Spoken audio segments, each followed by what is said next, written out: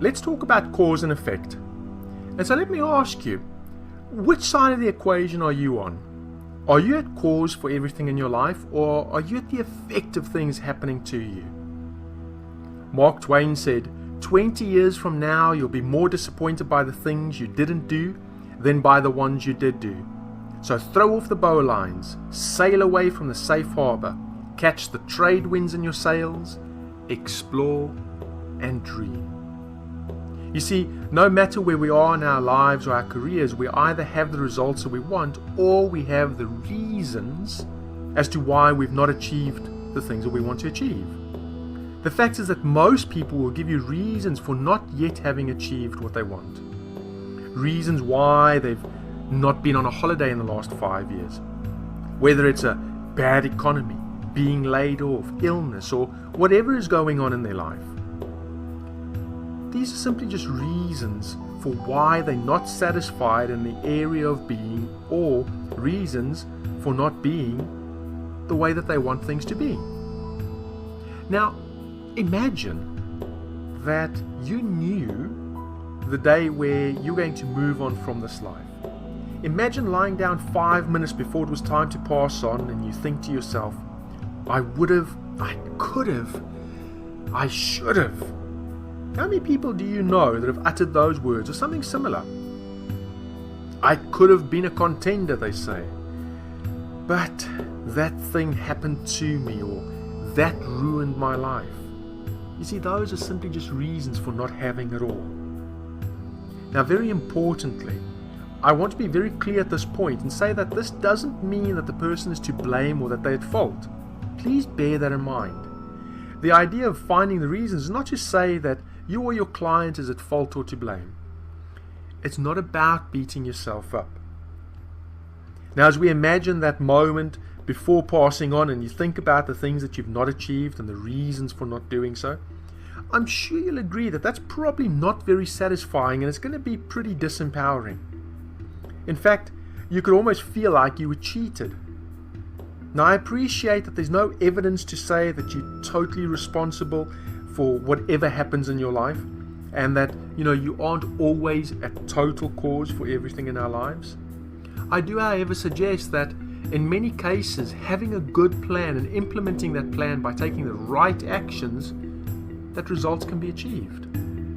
Furthermore, any feedback and learnings that we get from not achieving our intended goal simply serves to empower us and helps us to hone that action plan into one that's actually going to lead us to the success that we want. Thomas Edison famously replied that he didn't fail 10,000 times, but rather found 10,000 ways not to do it when he was asked about all his previous failures in creating the light bulb. Now, in many cases, people will actually blame everything and everybody around them as to why they've not succeeded. Many people are professional victims, and they love to play the blame or the victimhood game. Having these reasons for not having achieved the goal, well, it's not all bad. It's merely a case of perception. Once we understand what these reasons are, we can then change our focus and create a proper action plan to achieve what we want and what we desire. And this can be achieved by coaching and helping your client to overcome or navigate the stumbling blocks on that path to success. As William Jennings Bryan said, he said, destiny is not a matter of chance, it's a matter of choice. It's not something to be waited for, but rather something to be achieved. And so, let's just focus on the cause side of the dichotomy. Let's pretend that we were at cause for wherever we are in our life. Now, you may argue and say something like, well, I didn't ask for the car accident, and I didn't ask to be shot, or whatever bad thing could have happened in our lives.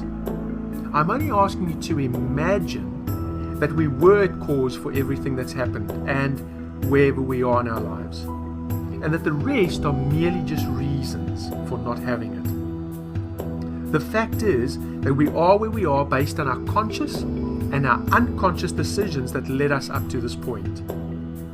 Here's an example.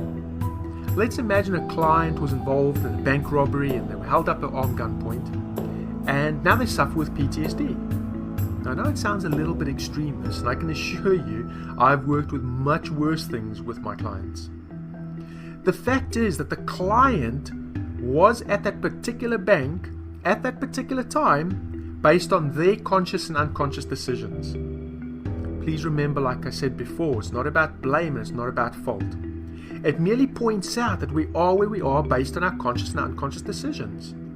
And this is one of the fundamental things that I talk to my clients about, because what this is going to give us, it helps us to get rid of all the reasons for not having what we want, and helps us to be empowered so that we can create the results that we want.